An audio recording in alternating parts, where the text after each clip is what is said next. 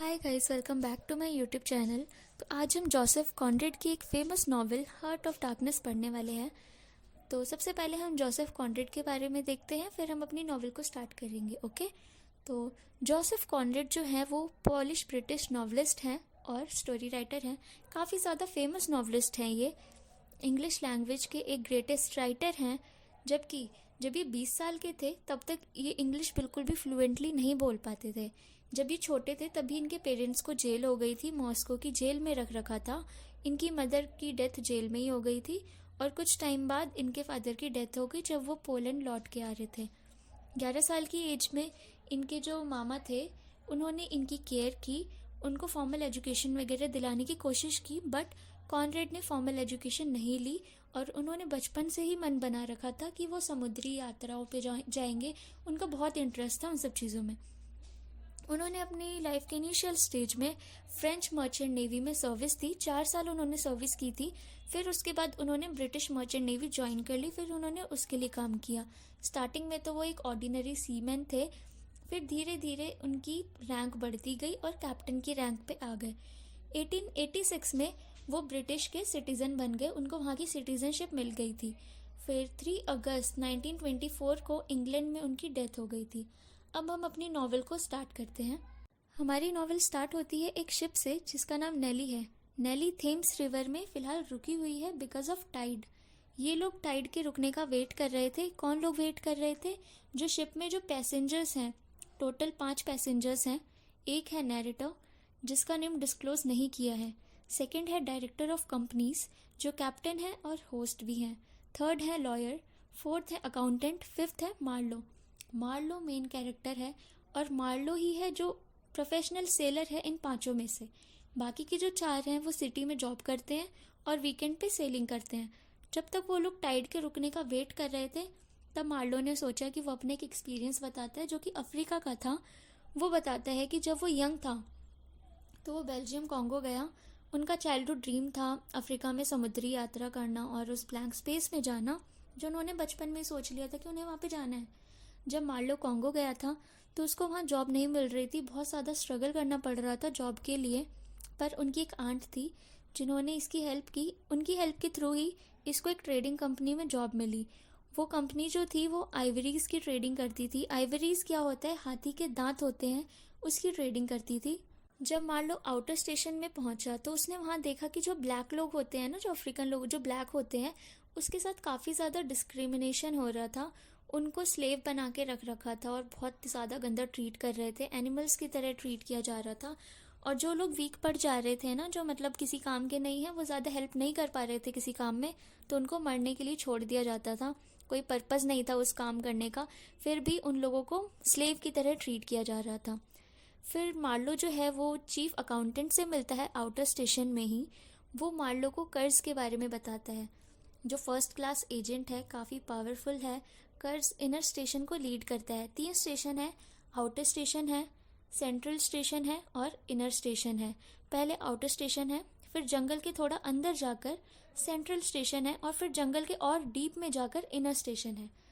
तो मार्लो ने कर्ज के बारे में सबके मुंह से इतना ज़्यादा सुन लिया था, इतनी तारीफ़ें सुनी थी कि उसने मन बना लिया था कि अब तो मैं कर्ज से मिलके ही रहूँगा। जब वो सेंट्रल स्टेशन पहुँचता है तो उसकी बोट वहाँ पे ख़राब हो जाती है। ठीक है, तो सेंट्रल स्टेशन में वो एक ब्रिक मेकर के घर को नोटिस करते, एक हट को नोटिस करते, झोपड़ी को, जिसकी वॉल पे ना एक पेंटिंग होती है। वो पेंटिंग कर्ज ने बनाई थी। और वो पेंटिंग क्या थी कि एक वुमेन है जो ब्लाइंड फोल्डेड है और उसने एक टॉर्च ले रखा है, उसने एक टॉर्च कैरी कर रखा है। ये पेंटिंग थोड़ी इनकम्प्लीट सी थी, तो मार्लो जो था ना वो फिगर आउट करने की कोशिश कर रहा था बट उसको समझ में नहीं आ रहा था। फिर सेंट्रल स्टेशन में ही ना एक र्यूमर फैलता है कि जो कर्ज है उसकी तबीयत बहुत ज़्यादा ख़राब हो गई है, उसकी कंडीशन ठीक नहीं है। सेंट्रल स्टेशन में एक जनरल मैनेजर है जो लीड करता है। जैसे इनर स्टेशन को कर्ज लीड कर रहा है, वैसे ही सेंट्रल स्टेशन को जनरल मैनेजर लीड करता है। और वो ना कर्ज को बिल्कुल भी लाइक नहीं करता, बिल्कुल पसंद नहीं करता। उसने इवन कर्ज के लिए स्पाई भी छोड़ रखा है, मतलब वो उसकी इन्फॉर्मेशन आके इसको देता रहे। तो जनरल मैनेजर और ब्रिक मेकर इन सबको ना मार्लो पर भी डाउट होता है कि वो भी शायद कर्ज की तरह कंपनी में हाई कनेक्शन है, उसके भी हाई कनेक्शन है, उसी की तरह है वो भी।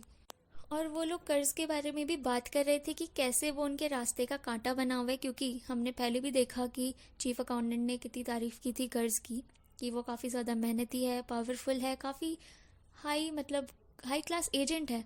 तो इन लोगों को उस चीज़ की जेलसी थी कि वो इनके रास्ते का कांटा बना है, वो इनसे अच्छा काम कैसे कर सकता है, क्योंकि जो कर्ज था वो 10 लोगों के बराबर का काम कर लेता था, 10 लोगों के बराबर की आइवरीज कलेक्ट कर लेता था।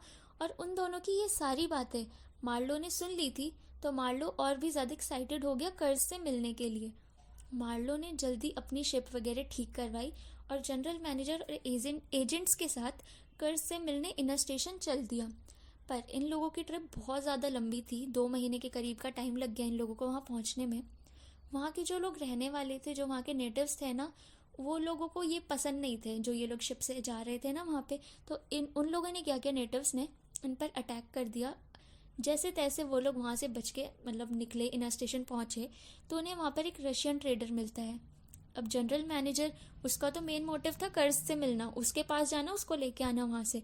तो जनरल मैनेजर उससे कोई बात नहीं करता, वो अपना चल देता है अंदर कर्ज को देखने, उसको लेने के लिए। तो बाहर रुकता है मार्लो रशियन ट्रेडर से बात करता है। उसकी तबीयत बहुत ख़राब हो गई थी कर्ज की, और रशियन ट्रेडर मार्लो से बात करने लगा और उसे बताता है कि कर्ज इन नेटिव्स के लिए बहुत कुछ करता है, यहाँ के लोगों के लिए वो भगवान जैसा है, यहाँ के जो नेटिव्स हैं वो उसको पूजते हैं। तब जनरल मैनेजर कर्ज को लेके आता है। उसकी हालत बहुत ज़्यादा ख़राब थी और सारे नेटिव्स बहुत शोर मचाने लग गए जैसे उन्होंने कर्ज को देखा। अटैक करने आ रहे थे, बट कर्ज ने उनको इशारे से मना कर दिया, तो वो लोग सारे अपनी अपनी जगह पर रुक गए।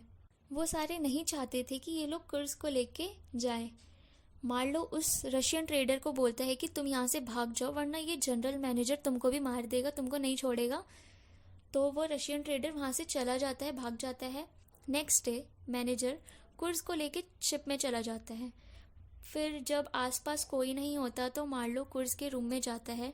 कर्ज बोलता है मार्लो को कि मैं मरने का वेट कर रहा हूँ।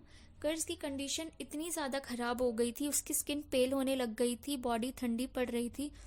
और कर्ज ने लास्ट वर्ड बोला, उसका जो मरने से पहले का लास्ट वर्ड था, द हॉरर द हॉरर। फिर मार्लो उस रूम से आ जाता है और सब डिनर कर रहे होते हैं। तो उस टाइम एक आदमी आता है, वो ये सारे जो डिनर कर रहे होते हैं उनको बोलता है कि जो कर्ज है उसकी डेथ हो गई है। तो सारे पैनिक कर जाते हैं और उसको देखने के लिए चले जाते हैं।